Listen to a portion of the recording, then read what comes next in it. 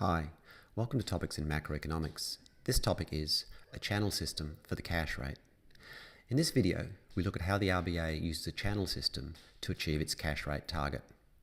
From the previous video, we know the following. Exchange settlement funds are held by banks in exchange settlement accounts with the RBA. Cash is a shorthand name for exchange settlement funds, and the RBA's policy instrument is the interbank cash rate. Let's consider a simple supply and demand model for the cash market. Initially, we'll assume no intervention by the Reserve Bank. On the vertical axis, we measure the cash rate, and on the horizontal axis, we measure the quantity of cash.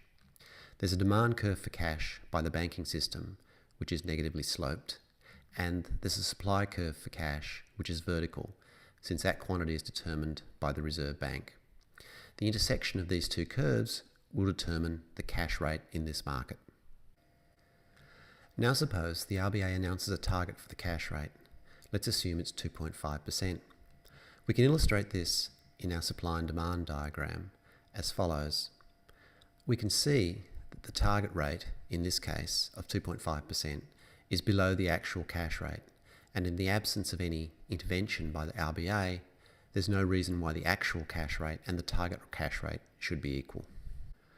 When the RBA sets its target value for the cash rate, it also sets two other interest rates that are linked to its announced target. It sets an interest rate which is 0.25% above the target value, and that's the interest rate at which the RBA is willing to lend on a secured basis to any bank. In addition, it sets an interest rate which is 0.25% below the target value, and that's the interest rate that the Reserve Bank pays on any exchange settlement funds which are deposited with it. The impact of this channel around the target cash rate is to effectively truncate the banking sector's demand for cash. The cash rate will never rise above 2.75% because banks can always get funds from the RBA at an interest rate of 2.75%. Moreover, the interest rate will never fall below 2.25% because banks can always earn that amount of interest by leaving their funds with the RBA overnight. The second element used by the RBA to achieve its target cash rate is open market operations. These are undertaken with the banking sector, and they're designed to adjust the supply of cash to make sure that the supply is equal to demand at the target rate. The RBA buys or sells government bonds from banks in exchange for cash. These open market operations typically come with a requirement that the bond sale or purchase will be reversed within some specified period. To see the use of open market operations, consider the cash market with the channel system in place. But suppose initially the supply curve for cash is to the left of the demand curve. In this situation, the interest rate in the cash market would be at the top of the RBA channel.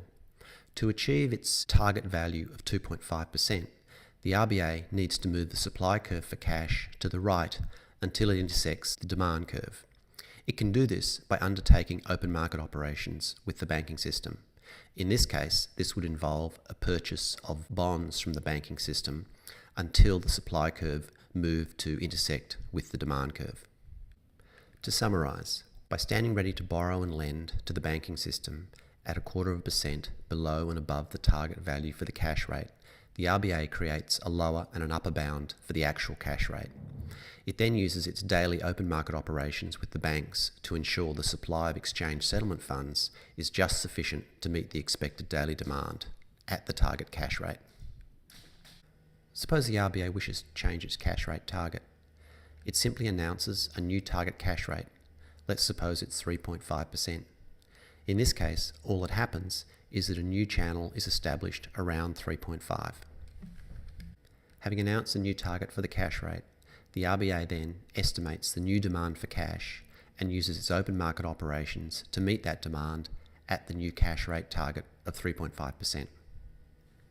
See you next time.